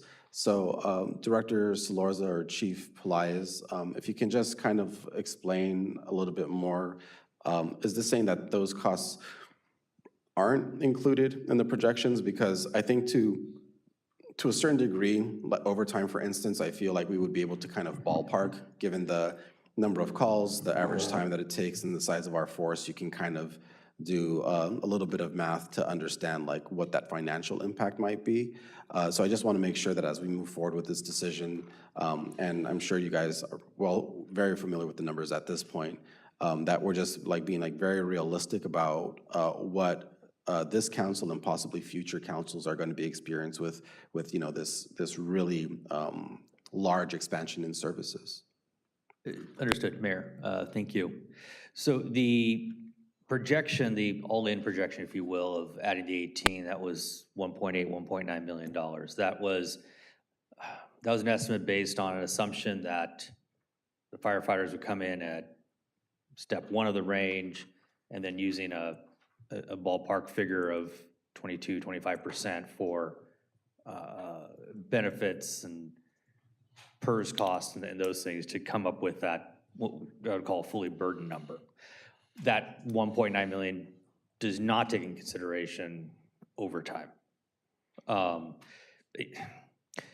way, when I work with the fire department to project overtime, that's a completely separate projection based on what the chief thinks his staffing needs are going to be throughout the year, and then, you know, looking at kind of year-to-date actuals, looking at some patterns, and then building the budget accordingly. So when it comes to salary and benefit projections, the budget is built with projecting salaries and benefits on their own, and then wholly separate from the individual, if you will, are kind of lump sum overtime numbers for the 3 types of overtime in fire.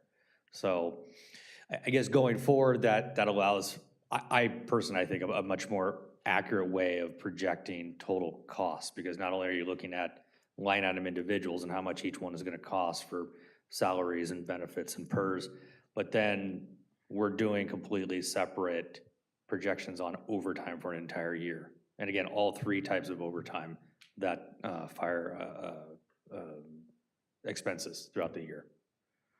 And I'm sorry if I missed it, but those overtime projections are or are not included in these numbers? They're not. They're not. And do you have like a ballpark figure on what those numbers look like? I don't off the top of my head.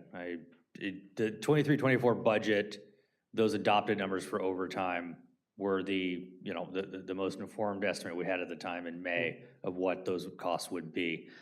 I know the report does hint to the fact that as we fill more positions, our overtime costs, in some respects, will reduce, right? We're not having to call firefighters in to backfill vacant positions and get paid overtime for that to maintain minimum staffing. So I'm not sure if there's an easy way to quantify that, but we would see probably a slight reduction in that straight overtime as we get closer to 0 vacancies.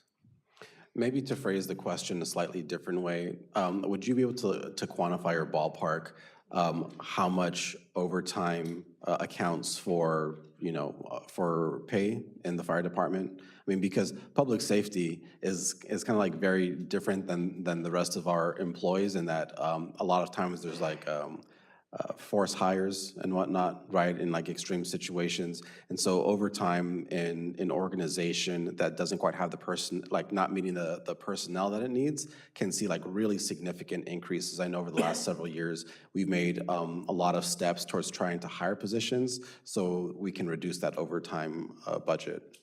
Right. Bear with me. It sounds like what you're asking is if base salary is, let's just say $100 an hour, is overtime $20 of that, additional $20 or $15 or $50?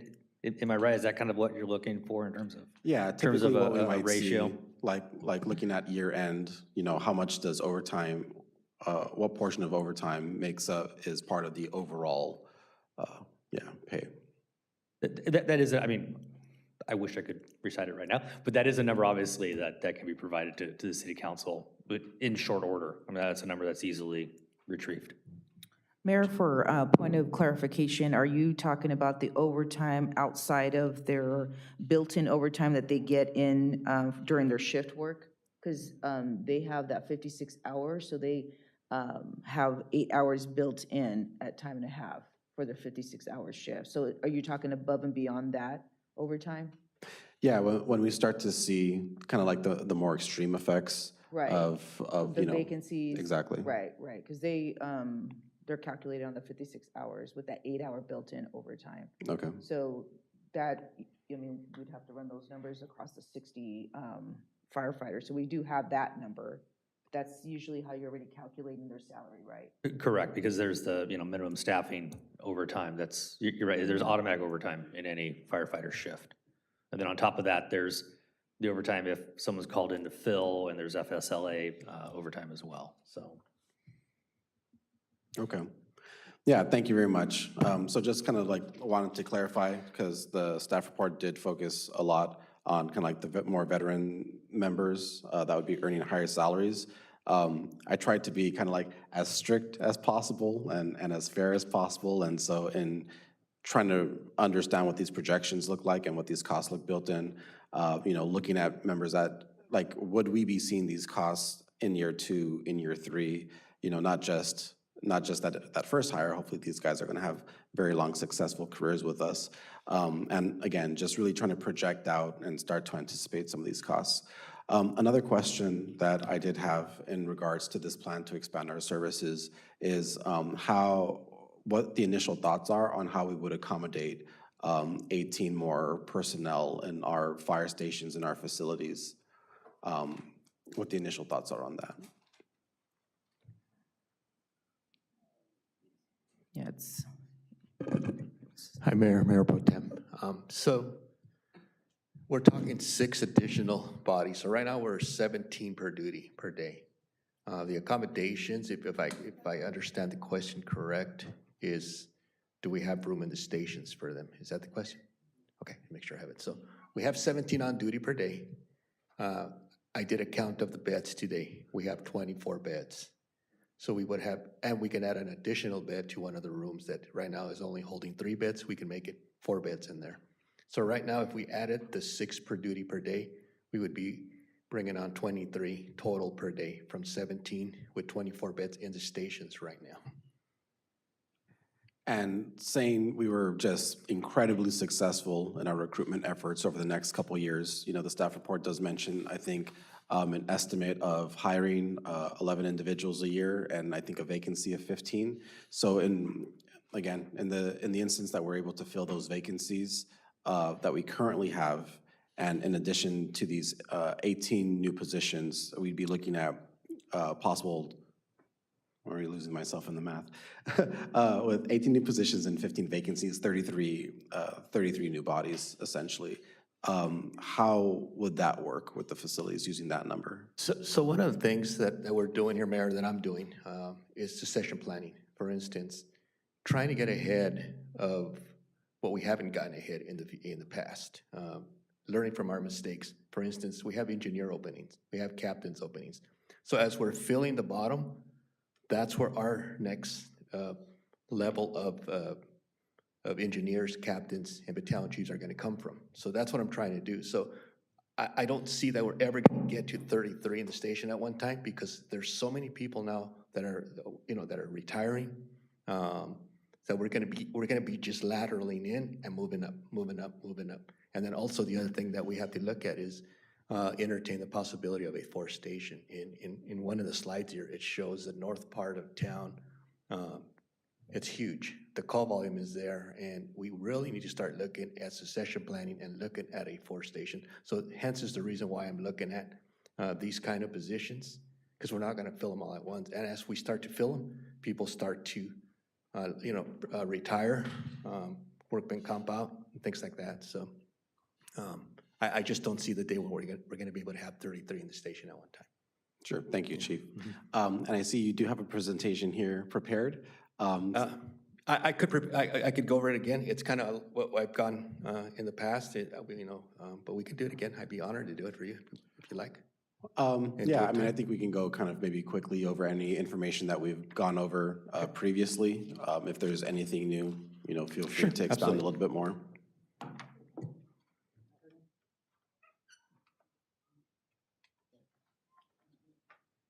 Okay, so we have here the amended fiscal year, Amendment A, with all it's basically a table of organization, master position control to add the 18 positions, firefighter medics.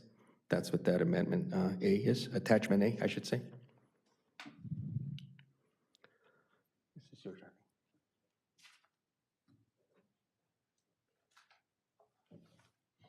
turn.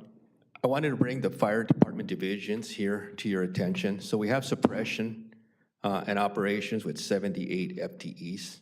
We have public safety communications, 3. They are responsible for PD, fire, transit, and we also support 11 other agencies with our 3 FTEs there in communications. We have our community risk reduction, previously known as prevention division, with 4 FTEs there. We have Fire Community Outreach Division, that's our MCAP. Currently we have 2 vacancies there. And then we have Fire Administration Division with 8 FTEs.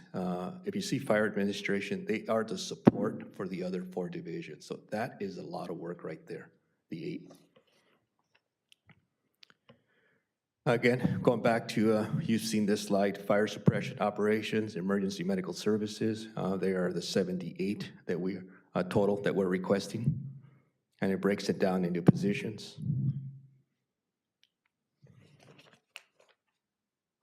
Here's our current staffing, 56 hours per week. We have 17 on duty times 3, total of 51. And then the BC, so it's the BC, the captain, the engineer on shift A. So if you multiply that times 3 shifts is how we end up with those numbers.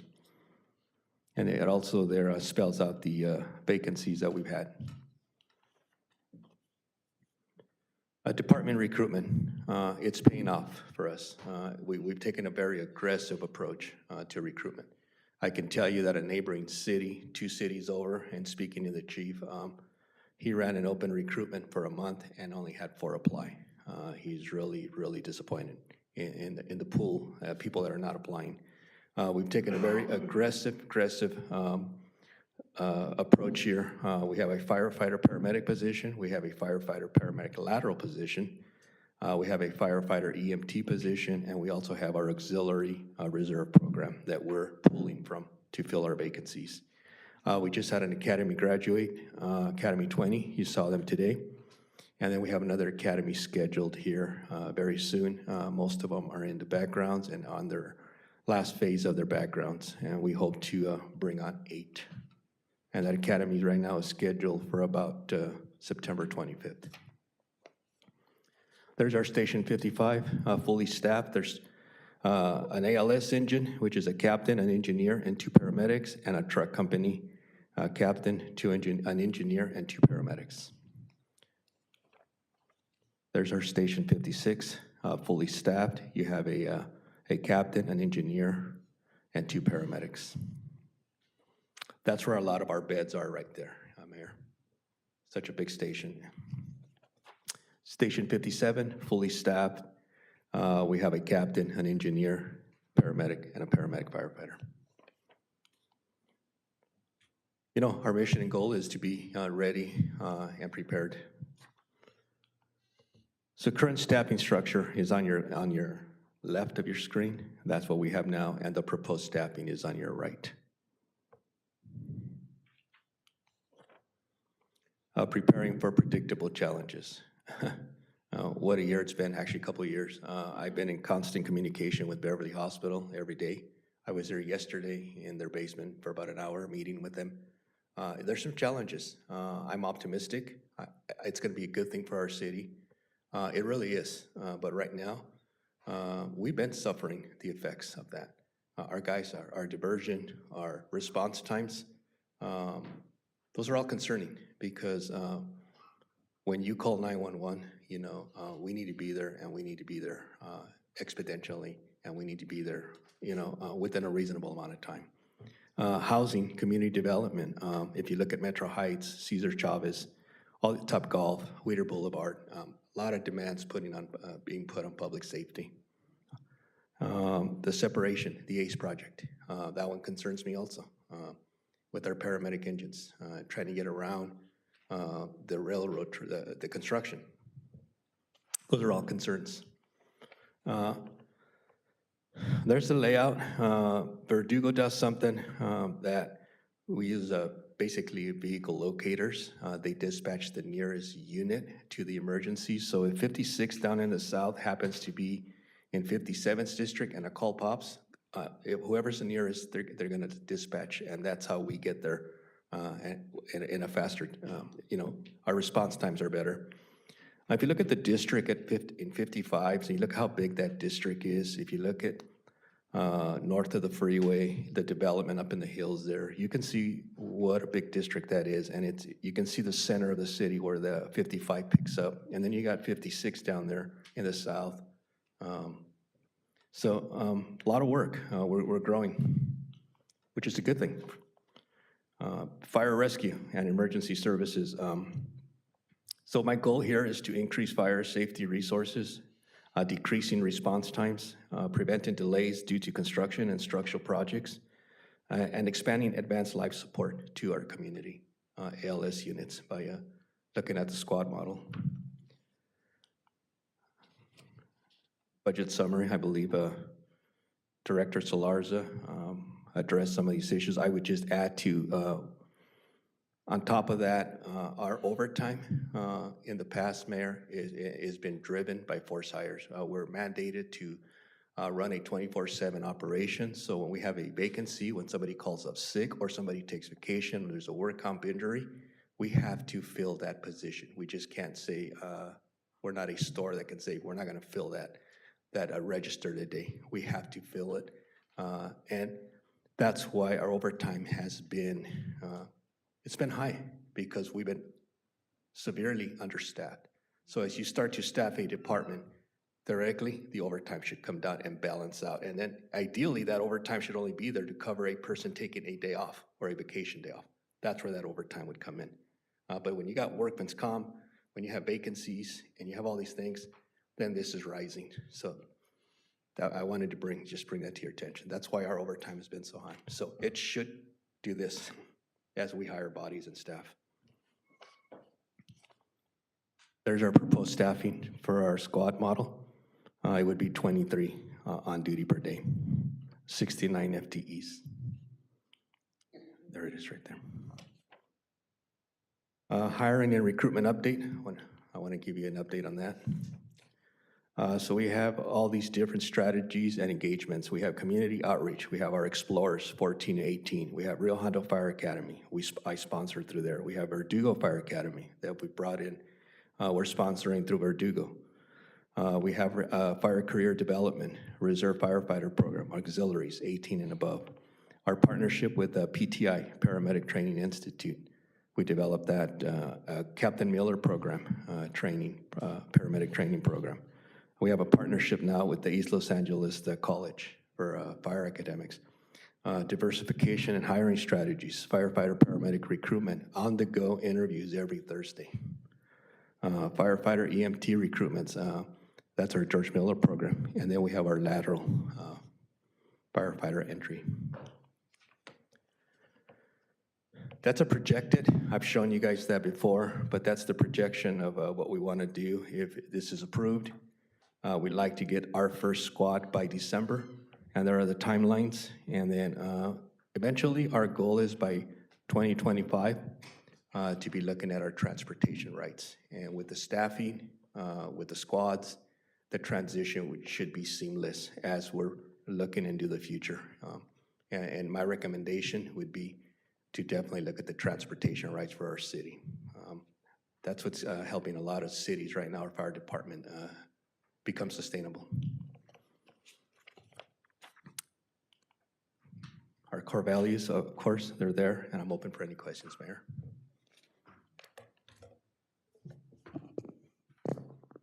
Great. Thank you very much, Chief, for the presentation. My pleasure. I don't have any additional questions myself, but I will look across the dais to see if any of my colleagues have questions.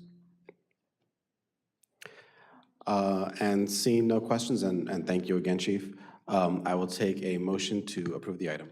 I motion to approve the item. I'll second. There's a motion by Mayor Pro Tem Peralta and a second by Councilmember Melendez. Mr. City Clerk. Councilmember Melendez. Aye. Councilmember Tamayo. Aye. Mayor Pro Tem Peralta. Aye. Mayor Torres. Aye. The item passes with 4 members in the affirmative and 1 member absent. And that concludes the balance of our consent agenda. We'll move on to AB 1234 travel reports. Does a member have anything to report? Councilmember Melendez? Yes. Over the weekend, I attended Contract Cities. I too serve on the board there. Just something I'd like to bring to my colleagues' attention. I know there was a press release out from our Montebello Police Department, a lot of different local police departments. It's in regards to the court ruling that sets bail schedules for suspects arrested in nonviolent felonies and misdemeanor crimes. This is going to have a huge impact in our communities. I think us as a body, we have to be a little bit louder because it's going to have a negative impact in our communities. Through Contract Cities, this discussion has been going on for several months now, and as a collective body, we are having discussions with our Board of Supervisors, as well as other regional partners, but this is something that it's definitely going to impact our communities here, so we should definitely be a little bit louder. And on that note as well, Contract Cities does have a legislative committee that you're all welcome to participate. It's typically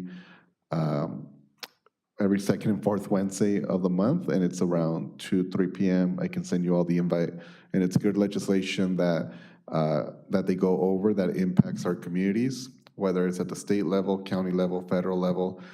And I welcome all of my colleagues to attend. You do not have to be on the board. Just go in there, listen, and give your point of view. But again, just the bail schedules, that's something that we have to have a conversation with our police department because it's not going to be good for our communities. And then other conversations that were discussed were the California Supreme Court ruling on the whole districting situation. Pretty much the Supreme Court sent it back to the appellate court. No ruling yet. They're still reviewing that case. And there was some also conversations about street vendors and setting policies for the communities that can help the street vendors and also help our city enforce certain policies. Thank you. Thank you, Councilmember Melendez. I do have one question on the changes to the bail system. What actions are there, if any, that this body can take to be advocates? You talked about attending meetings and whatnot, but as a city council, what recommendations on there and what we can do? I think more than anything, just directly having a conversation with our supervisor, whether that's two of us here that go in and let her know what some of the concerns that we have. It'd be great to have the police chief or some, even our, acting city manager, staff in there, as well as some of our state representatives. And I know some of us are going to be going to the League of Cities, even talking to some of our state legislators and having those conversations. Specific council action, I don't think we have that jurisdiction, but I could be corrected. I don't know if our police chief is here, but I don't think we have any specific jurisdiction to make or to change any of the bail schedules. But we can definitely, it's definitely a conversation that we should continue to have. Yeah, I don't think that that's something that we can change in our city, but whether it be a joint letter or, as you're mentioning, some kind of forum where all of us are present and can talk about policy. I, for one, would be interested in joining that conversation. So, thank you very much. Moving on to council agency orals. I am the only member with orals this evening. First, I'd like to request from my colleagues consensus directing staff to establish a communications policy on the use of artificial intelligence platforms like ChatGPT for communications. This was an idea that was shared to me by a former classmate from Schur High School who works in the IT field. And what he shared with me was Boston's policy for AI use within the city. And I think in reading through that policy, it really brought like a big question to my mind that here's this tool that's out there. And I think one way or another, it would be of interest to the city council and to city staff to say what our policies are, so we don't have a wayward employee, perhaps trying to cut corners using ChatGPT, but not really with the best practices. So kind of like taking that affirmative step and laying out what those policies are, how it should be used. Simple things like, captions, right, for Instagram and social media, and kind of like noting like, this was created with the use of ChatGPT. It's definitely, I think, a tool that can alleviate some of the more perhaps generic and narrative functions of what we write in our day-to-day business, and staying away from, and also being careful, right, with a lot of the sensitive information that we deal with, because when it comes to public works or planning, when it comes to finance and human resources, there's a lot of sensitive information that one should not be going into ChatGPT, and two, information that may be inaccurate and somehow legally bind the city into a terrible situation. So I think the prudent step would be to create a policy that like really outlines best uses, if and how we are going to use that. So I would ask my colleagues for a consensus to that effect. And I guess just by a voice vote, or actually, if we can do a roll call vote, please, Mr. City Clerk. Councilmember Melendez? Aye. Councilmember Tamayo? Aye. Mayor Pro Tem Peralta? Aye. Mayor Torres? Aye. That passes unanimously. I appreciate my colleagues' support in that item. For number 2, request for council consensus to declare October 1st National Latino-Latina Physician Day. Dr. Garcia reached out to me a couple weeks ago as a resident and as a Latina physician wanting to see this kind of recognition in the city of Montebello, and I couldn't agree more. When it comes to fields in STEAM, I would really like, this council to make take advantage of every opportunity to lift up the sciences, and then also our neighborhoods, right? The Latino population is one of the fastest growing populations in the United States, and while we're well represented in our communities, we're not seeing that reflected in various fields. And when it comes to the medical field, for all of those that have had to take care of a parent or a sibling, someone that may not know the language or be unfamiliar with the systems, having people that understand the pain points of our particular Latino community, you get a different level of care, right? Not to say that those physicians that are there can't do the job, but there's a different level of understanding when you've kind of grown up in that culture. So I would request council consensus to declare October 1st National Latina Physician Day. If there are any questions or comments from my colleagues? Mr. City Clerk, can you please take a roll call vote? Yes. Councilmember Melendez? Aye. Councilmember Tamayo?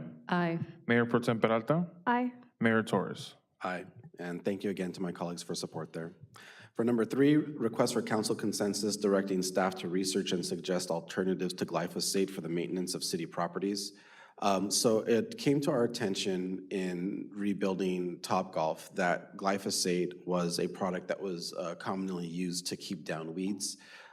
In looking into what glyphosate is, one of the other names that people might recognize it by is Roundup, and in an immense amount of litigation, you know, Monsanto and Roundup have built up something like billions of dollars in settlement costs related to the potential cancer-causing chemicals and properties of Roundup and glyphosate.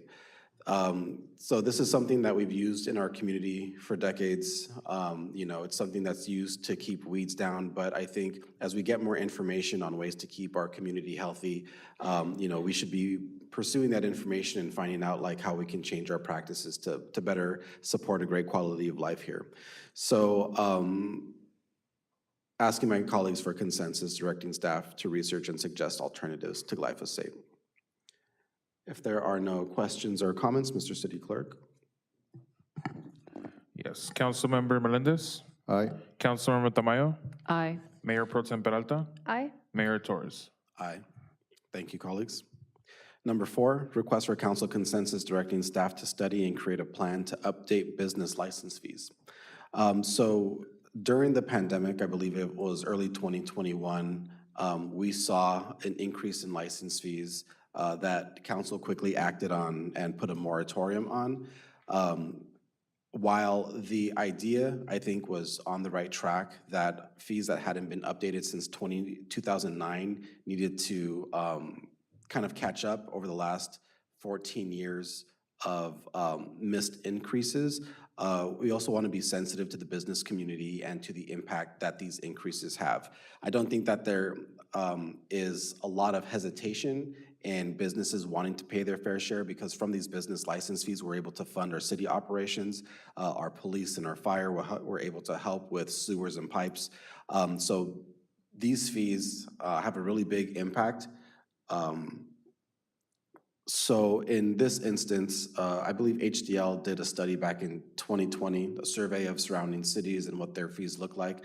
I think my request at this time, being that that might be a little bit outdated and the effects of the pandemic might have changed a couple things, my request of my colleagues would be that we do an updated report, find out what the market looks like, and create a plan to catch up on these fees over time in a way that doesn't overly burden our businesses, but at the same time gets us to where we need to be. I also really quickly want to just note this for the record, because in that past report, some of the proposals that I saw, I think, didn't quite understand the way that Montebello's unique fee structure works. Back in the 1970s, the state of California imposed something called the GAN limit, which restricted how much a jurisdiction could increase its fees by. Having foresight way back then, what our forebears did was set an arbitrarily high limit to be able to work within, without having to comply with, you know, the 3 or 5%, whatever the GAN limit is, and constrict our ability to increase fees. That has actually created several benefits for us. The city attorney can, when he returns, Mr. Glassman can speak a little bit more to instances where Montebello was in a very unique position because of that structure. So I just want to make sure that we, I think, retain that structure while at the same time, as we've seen, kind of like year by year, ordinance by ordinance, updating at a very reasonable pace those fees. So so my request in summary, is directing staff to study and create a plan to update business license fees and to conduct a new study so we can have numbers for 2023. Are there any questions or comments? Seeing none, Mr. City Clerk. Councilmember Melendez? Aye. Councilmember Tamayo? Aye. Mayor Pro Tem Peralta? Aye. Mayor Torres? Aye. Thank you very much to my colleagues. And lastly, just a statement on Beverly Hospital's acquisition by Adventist Health White Memorial. First, I just want to acknowledge and thank all of the efforts that staff have made over the last couple of weeks because we kind of found ourselves in a situation that we weren't anticipating. Between the, as Beverly Hospital was winding down its operations and getting ready for White Memorial to take over, it seems like there was a little bit of miscommunication or lack of communication that resulted in the emergency room being closed. Last I checked, I think Monday or Tuesday, they were still trying to figure out some issues with the state. But, you know, Beverly Hospital is an incredible resource. I know that there are people that have had various experiences there, but I think one of the things that we really need to make sure, and especially in Black and brown communities like ours and those communities that are disadvantaged, are that these resources are retained and that we're outspoken advocates for a high-functioning system. Beverly Hospital receives something like 100 to 125 patients a day in their emergency room. And having that resource shut down for over a week means that there are potentially 1,000 people out there, up to 1,000 people out there, that have had to add, you know, another 20 minutes to their transit time to get potentially life-saving care. So, you know, as Chief Pelaez mentioned earlier, our fire department is seeing the effects of diversion of having that room closed. You know, I think that's when I really started to understand beyond the effect of just not having the resource, but just how it affects city operations, how important that resource is. So just want to say that, you know, we're here to be partners with Adventist White Memorial, here to be advocates for, you know, any funding, supplies, fast tracking of applications and permitting, because Beverly Hospital is something that we need to really hold on to. So I would encourage my colleagues, if you haven't had the opportunity yet, to reach out to Hilda Solis's office to just kind of impress upon her the importance of what's going on here and what we're seeing. As electeds ourselves, you know, getting those reports from the field are often invaluable. I'd also encourage my colleagues to reach out to Senator Archuleta and to Assemblymember Santiago, who are working at the state level to deliver distressed hospital funds. Even though Adventist White Memorial has a large war chest, you know, not enough can be said for just how much support our community needs. I can say one of the things that's exciting about White Memorial coming into our city and taking over Beverly Hospital is giving the hospital kind of a refresh. The facilities, through the financial distress and through the years, you know, have become a little shaky, but White Memorial, in talking with their president and their chief operating officer, really see an opportunity here to elevate the services that are offered. So I just wanted to share those words of thanks, of advocacy, and of support for our community as we continue to navigate this transition. With all of our business being concluded, I will take a motion to adjourn. I'll make the motion. I'll second. There's a motion by Councilmember Melendez and a second by Mayor Pro Tem Peralta. We are adjourned at 9:26 p.m.